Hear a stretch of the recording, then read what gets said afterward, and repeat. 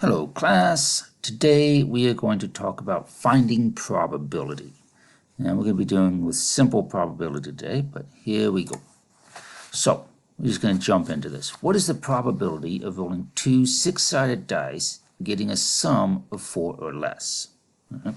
Well, probability, the way this works is we want the favorable outcomes over the total outcomes. And the way this is written is P of some event, so P of a probability of some event. Number of favorable outcomes, what you're looking for, over the number of total possible things that could happen. All right, so in this case, we're rolling two six-sided dice, so how many total possibilities are there? Well, as you saw in the previous video, we can see how many options are there for the first dice? 6. How many options are there for the second dice? 6. And so we take those two options and we multiply them together. So we have 6 for the first dice, 6 for the second dice. Multiplied together, we have 36 total options for rolling two dice. All right. And just so we can see this, I do have the sample space right here. So you see we could have 1 through 6 on the red dice, or we could have 1 through 6 on the white dice. And it's a total of 36 possible combinations. Now, what we're looking for is a sum of 4 or less. So how many of them add up to 4 or less? Well, let's see. We got that's 2, that's 3, that's 4, that's 5. That's no good. 3 is good, 4 is good, 5 is no good. 4 is good, 5 is no good, 5 is no good. All of these are no good. So we're only looking at those dice right there. So our favorable outcomes of 4 or less have 6 dice.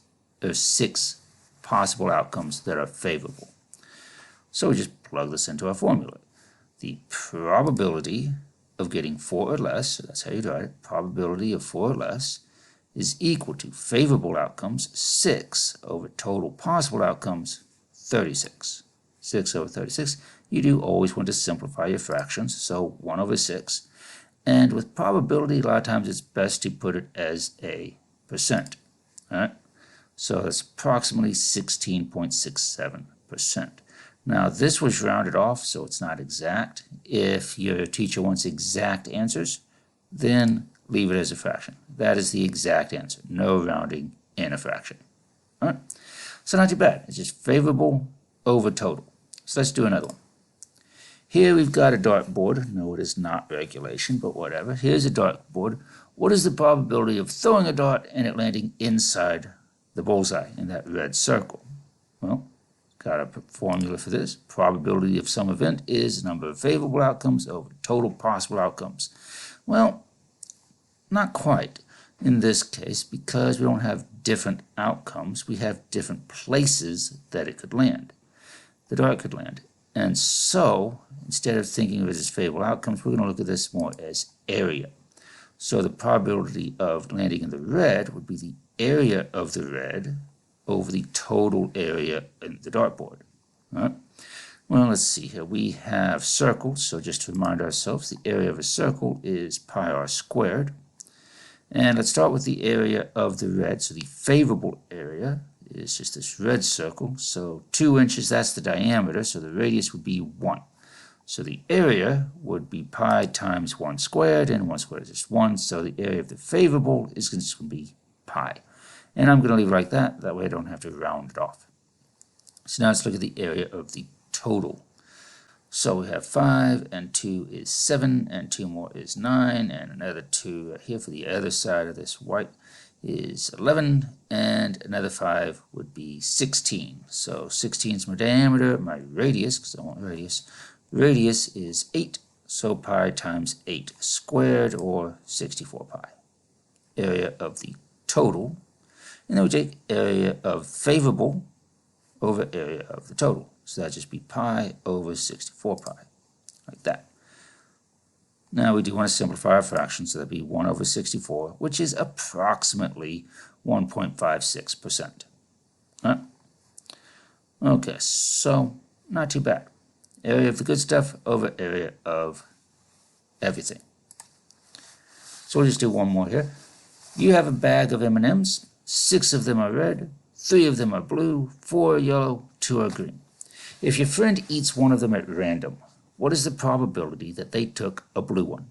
So again, we have probability of an event is favorable over total. So in this case, we want probability of blue. That's what we're looking for. So favorable, how many blue M&Ms are there? There are 3. 3 blue M&Ms. And how many total M&Ms do we have? Let's see, 6 and 3 is 9, and 4 is 13, and 2 more is 15. So we have 3 blue over 15 total M&Ms. Always simplify a fraction, so we've got 1/5 or 20% chance that they took a blue one. What is the probability that they get one that is red, green, or yellow? Well, if you think about it, so let's see, a probability of red, green, and yellow, well, that's really just saying the probability of not blue, right? Red, green, yellow, that's everything that's not blue. So that's just the probability of not blue. Believe it or not, we have a symbol for this because we're doing geometry, and geometry is a language of symbols, right? Math. Math is a symbolic language. So what we do is put a little bar over it. This little bar means not blue. Well, technically what this means is the complement of blue.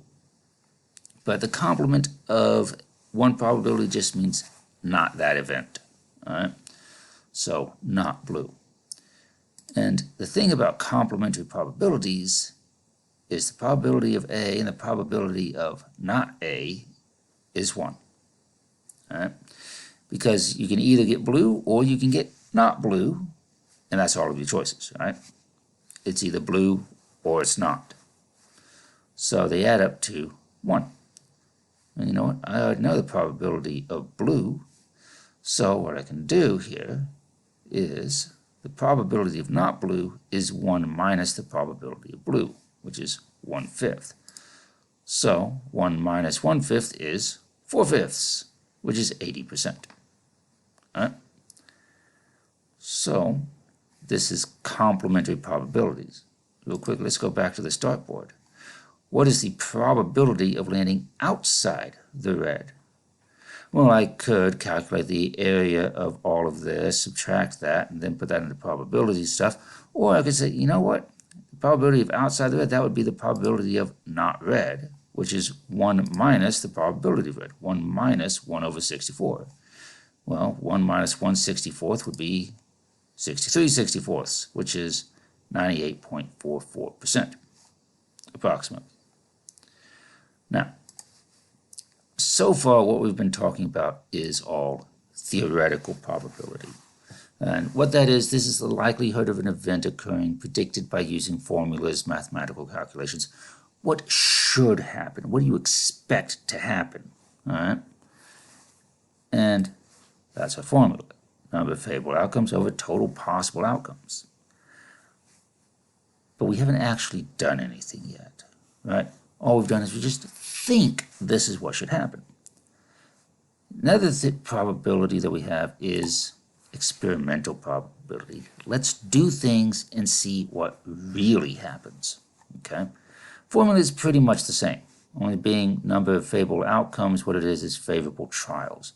When you tested it, when you threw the dart, how often did it actually hit the bullseye?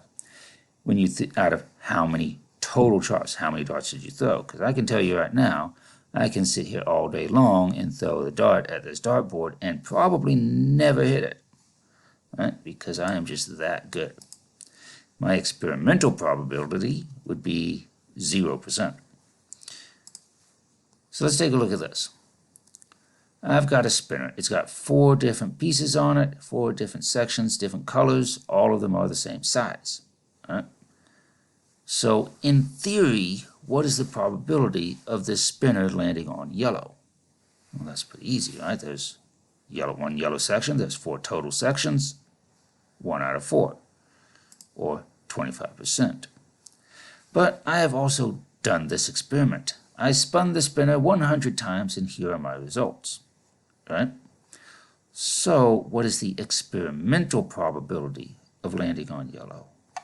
Well, experimentally, I landed on yellow 16 times out of 100. So that's my experimental probability is 16 out of 100, which is 16%.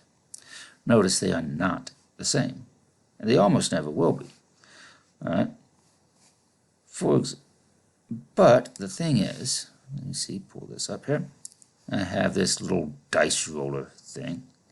And if I roll the, I've got, I don't want two of them, I want one dice. There we go, one dice. So I could get numbers of 1 through 6 on this 6-sided dice, right? So if I roll this 6 times, 1, 2, 3, 4, 5, 6, I didn't get 6, I didn't get 1 out of 6, did I? My 1 didn't show up, and I got 2 4s. This is experimental probability. Notice it doesn't quite match my experimental probability. But what if I roll it 10 more times? Well, now that's looking better, except I've got 4 6s, right? Now let's roll it 100 times. Well, that doesn't look very good at all. What if I roll it 10,000 times? Now, they're looking pretty even. What if I go another 10,000 times, 20,000 times? That's looking pretty even. 30,000, 40,000, 50. Notice that the more I roll these dice, the more experiments I perform, the closer this is to matching the theoretical probability, which would be 1/6, which is, if we look at this relative frequency, 1/6 is 1.67 approximately. Notice here they're all pretty close to 1.67, off by a little bit, but they're really close. Right? And I'm at 100,000 rolls. Okay, if I reset this and I just do it at 1 roll, well, that one's at 100%, right? See, it takes a bit.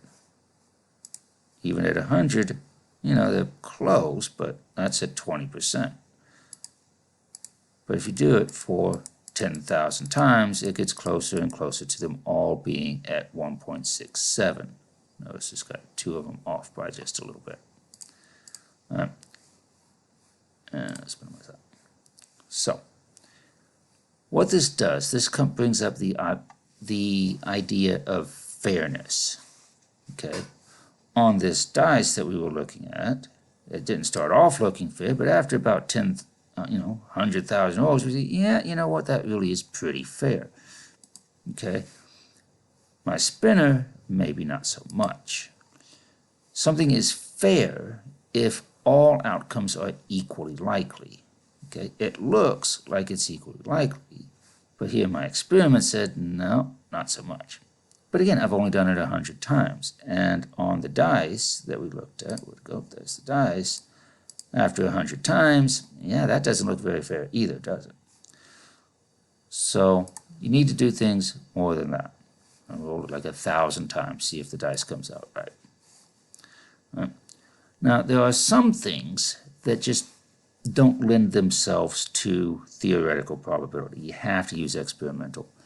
Right? Theoretical is good if you're looking at something that has a set number of outcomes with a set percentage of coming up one outcome or the other, like what number on a dice, the pulling cards out of a deck, that kind of thing. But what if you're talking about something else? What if you're talking about something like favorite food? What is the probability that somebody, next person you talk to, their favorite food will be Mexican food? That doesn't really lend itself to theoretical, does it?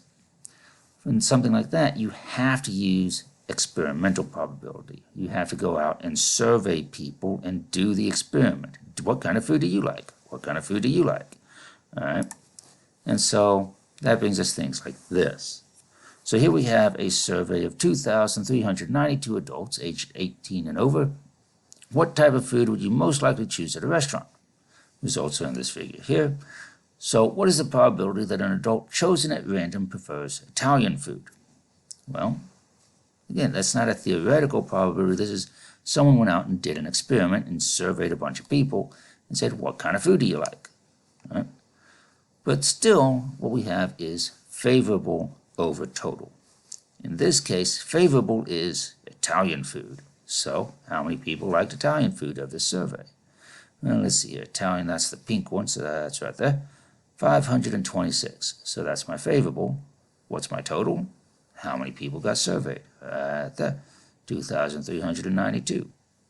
So 526 over 2,392 is, let's see, turn on my calculator.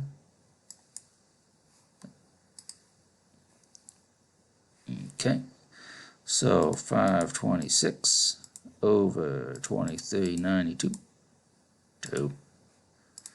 And we get 0.2198996. Again, we want this as a percentage, not a decimal. So we move a decimal over there, and so we have 21.99%. There we go. All right, again, favorable. What you're looking for, we're looking for Italian food over the total, 2392. How many people got surveyed? All right. We'll do one more. Elizabeth owns a small business selling bagels. She knows in the last week, 16 customers paid cash, 78 customers used a debit card, 15 customers used a credit card. What's the probability that the next customer pays with cash? All right. Again, is this theoretical or is this experimental? Yeah, this is experimental. There's no, like, theoretically, this number of people and that number of people. No. This is experimental. She did the experiment over the past week and saw how did people pay. Right? And based on this experiment, where she kept track of each customer and whether they used a cash or a debit card or credit card, she knows what to expect for the next one. So let's see, it's still favorable over total. Favorable, we're looking for what? Cash. So that's 16 over total. What's my total? Let's see here. That was 16 and 7 plus 78 plus the other one was 15 is 109. So I have probability that they paid with cash is 16 over 109, which is what? So 16 favorable over 109 total customers of the week. We have, so move the decimal over, that'd be 14.68%. There we go, 14.68%. Real quickly, what is the probability that the next customer uses a debit or a credit card? So real quickly, what is the probability that the next customer will use a debit or a credit card? Well, if they're using a debit or a credit card, that means they're not paying with cash, right? So what I'm really looking for is what is the probability of not cash? Well, that's the complement. So I know cash was 14.68%. So all I got to do is 1 minus 14.68%, right? So 1 minus that percent right there, which is approximately 85.32%. Right. Complementary probabilities. So, just to refresh, review real quick, probability is favorable over total. All right. If it wants an exact answer, leave it as a fraction. Don't round it off as a decimal. Leave it as a fraction if it wants exact answer. All right. Depends on what the question asks for. Is it asking for exact or is it asking for a percent? All right. Favorable over total could be done as area, in which case the area that you're looking for over the total possible area that the dart could land, assuming that you're good enough to at least hit the board, which I am not. And remember that complementary probabilities means the probability of not that one. Okay, we don't want whatever it's looking for, complementary. And all you gotta do is 1 minus blue, or 1 minus whatever the probability of A is. And theoretical probability means you've just thought about it. In theory, doing the math, this is how it should turn out. Experimental probability means we have actually tried this to see if it worked. We've spun the spinner and counted up how many times it landed on yellow. Experimental probability, theoretical probability is just by looking at it. And if those are close, they come out good, then we can say that it is fair. Everything is equally likely to happen. All right. Experimental probability is things that you have to survey for. That's experimental probability. All right. So, hopefully you found that useful, and I will see you in the next video.